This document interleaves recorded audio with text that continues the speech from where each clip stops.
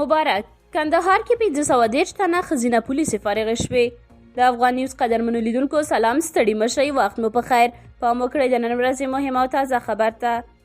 د کندهار ولایت د رسنیو مرکز په یوه خبرپاڼه کې لیکلي، په سویل لویدیځ زون کې د پولیسو یو ښوونیز او روزنیز مرکز څخه 530 ملي پولیس له 2 میاشتنیو زده کړو ترلاسه کولو وروسته فارغ شول. د ریاست الوزرا اقتصادي مرستیال ملا عبدالغني برادر د پولیسو فراغت غونډې ته د وینا پر مهال هغوی ته ویلي چې له ولس سره ښه چلند او په ټولنه کې د نظام ښه استازیتوب وکړي.